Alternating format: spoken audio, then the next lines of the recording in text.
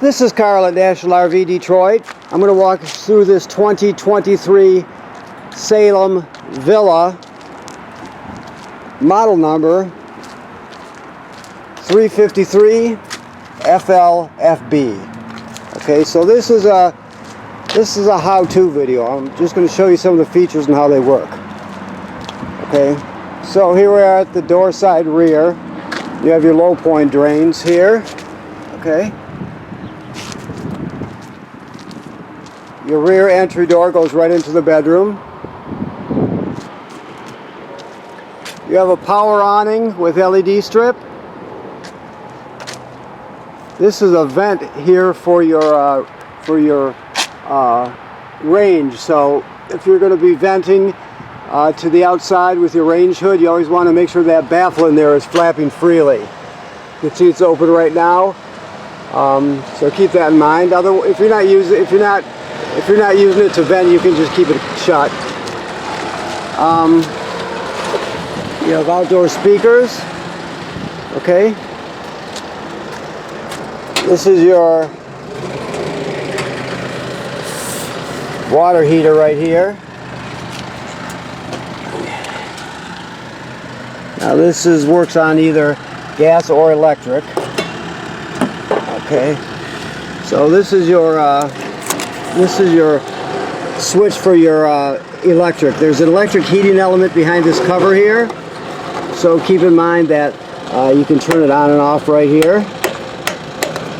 Right now this is empty because the trailer's winterized, so the drain plug's pulled out and all the water's drained out. The valves on the back are bypassed, so keep in mind that before you turn on the electric heating element or your gas burner, the switch is inside for the gas burner. I'll show you that when we get in there. But before you turn either of those two energy sources on, make sure you refill the tank.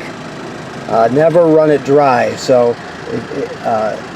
always make sure the plug is put back in and you've refilled your 10-gallon tank, your hot water heater tank, and then you're all set. But never run it dry. Okay. So this is your fill for your fresh water tank. Now the most common way to get water to the trailer is your city water hookup, which is on the other side. I'll show you that. But if you happen to be camping someplace without city water, you can pre-fill your fresh water tank right here. And then when you get to the campground, you can use your onboard pump to pump the water. So if you have city water, you don't have to worry about this or the pump, the tank or the pump, but it really comes in handy if you're going to camp someplace without city water hookup. Okay. I'll show you the switch for the water pump also when we get inside. This is just TV hookup, power and signal. That's your LP furnace vent. With your sliding doors for your main living area. Your LP tanks, which are full with an automatic changeover regulator. You have a deep cycle marine battery right behind it. Here we go on the off door side. So this is to drain your fresh water tank. I showed you the fill on the other side. This is where you would drain it. Okay. Now, this is these are your drains for your gray tank, which is right here. Gray tank is sink and shower water. And your black tank, which is toilet water and waste. This right here is your black tank flush. So if you want to flush your black tank at the dump station, after you dump your black tank, right, you leave the valve open, then you hook the water at the water hose at the dump station onto here, turn it on, and it'll flush the inside of the tank out. It'll clean off the sensors, clean it really well. But like it says on the sticker, never turn the water on with the valve closed, because too much pressure can build up. So always make sure you have it open before you turn on the water. Okay.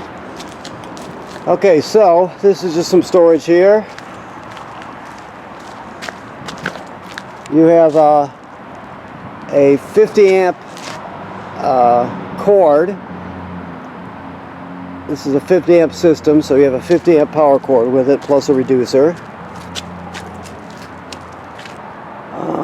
Always, well, we're looking up, remember, always inspect your roof. The manufacturer states every 90 days you should inspect your roof, so make sure you have somebody take a look at it every 90 days to make sure that there's no problems, no potential for leaking, or make sure there's no damage or any problems up there, okay?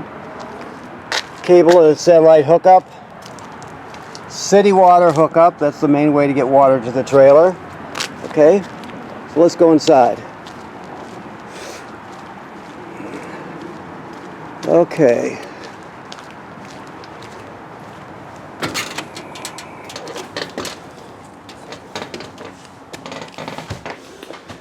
Okay, so as we come in the trailer, here is your power awning, right here. And we're kind of looking into the sun there. Never leave the power awning out unattended. Always,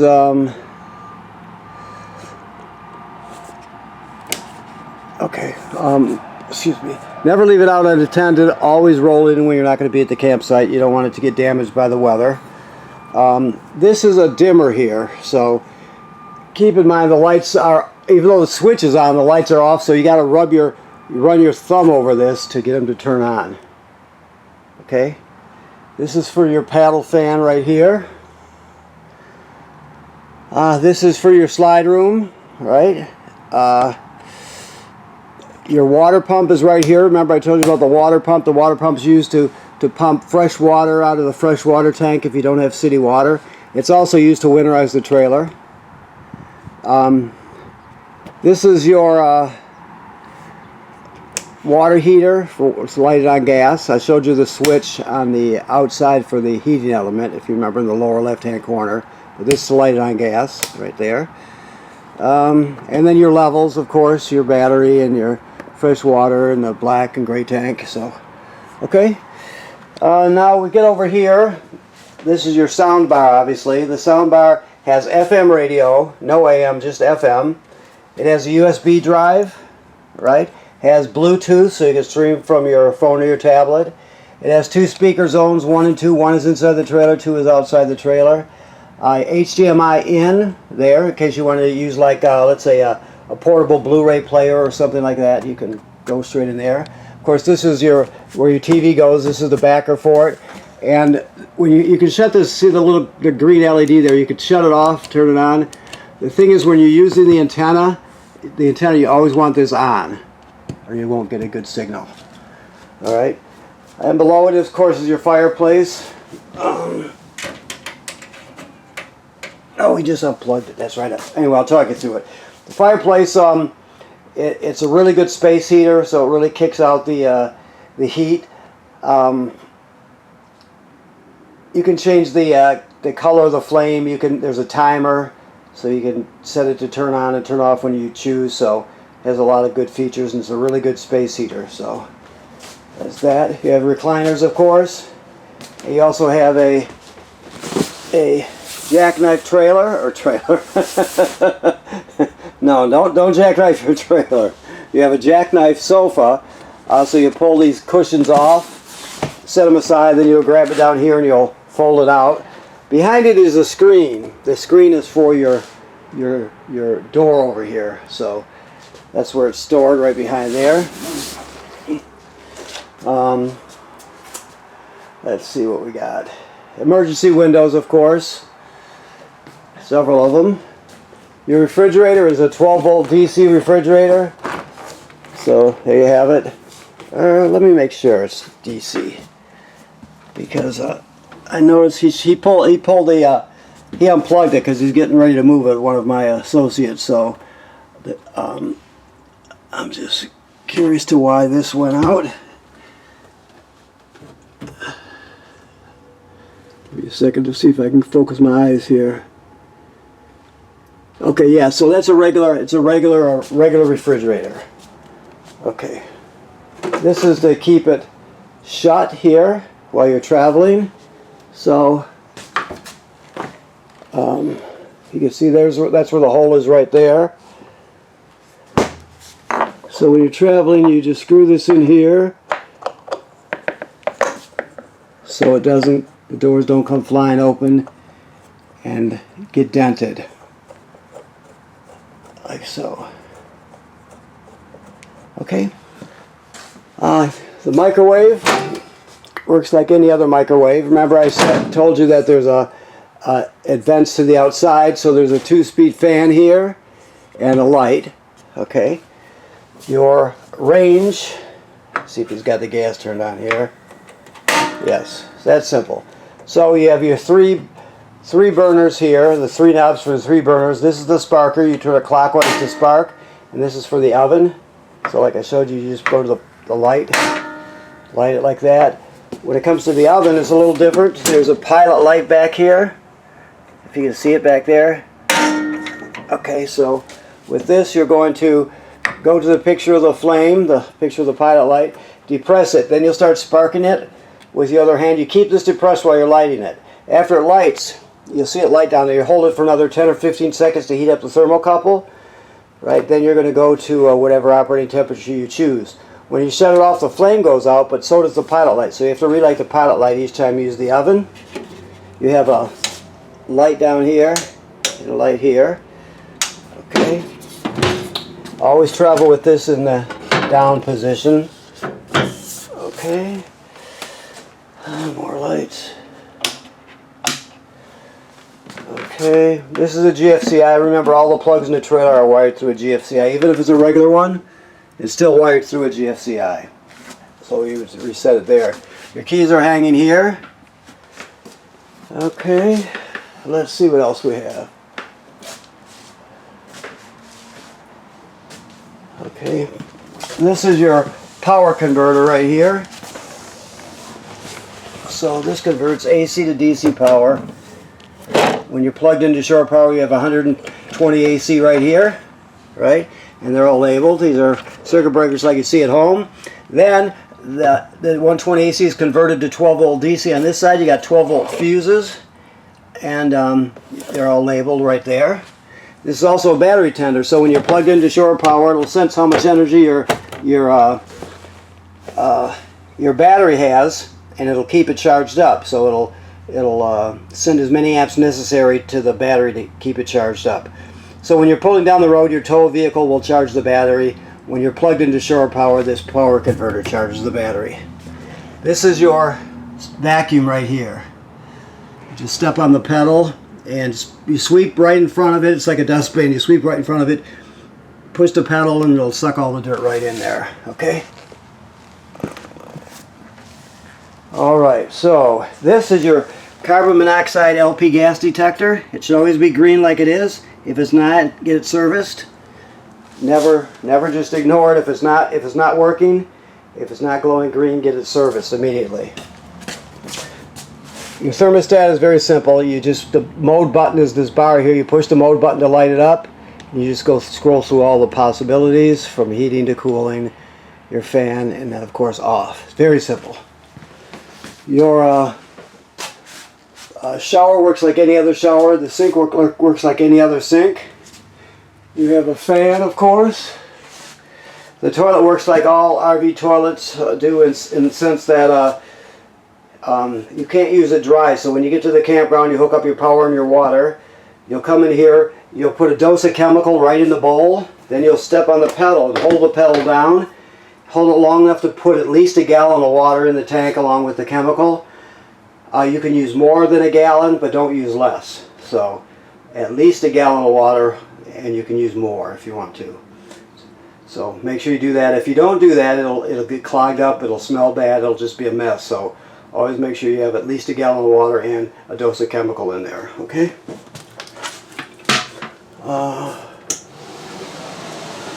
You have a power vet up here. You can see I'm using the switch right here. So you can open the lid using this switch here and shut the fan itself off. Okay.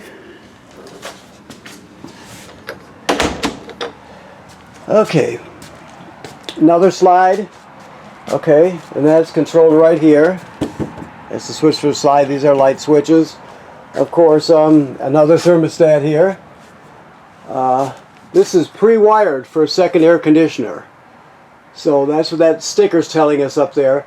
It's a 50 amp system, and the reason it's a 50 amp system is you could add a second air conditioner here if you choose to. So keep that in mind. We do that here if you're interested. But either way, it's pre-wired for a second AC. You have for your another TV here. You got backer plate here, and you got hookup plus power. Your center caps are right there. This. Your wardrobe right here. Okay. You'll have some storage under here. There's your attachments for your vacuum cleaner, and there's your dump hose set. Okay.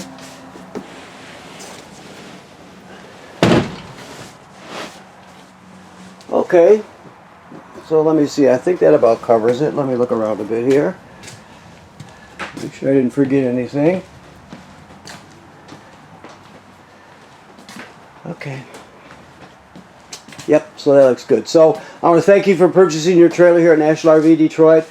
Please remember what I told you about the water heater, about never lighting it or running it without water in it. Remember that I told you there's a switch in the lower left-hand corner on the outside of the water heater that controls the heating element, and then your other switch is here to control the LP gas burner. And also please remember every 90 days to inspect your roof like the manufacturer states. So you're just looking for roof damage or any separation where water could get through, anything like that. So odds are you'll go for years and years, you won't have to do anything to it, but that's why you inspect it, just to make sure. Okay? Okay, thank you very much. We'll when you come to pick up, we'll go over any of your questions with you, and we'll get you all set. Okay? Thank you.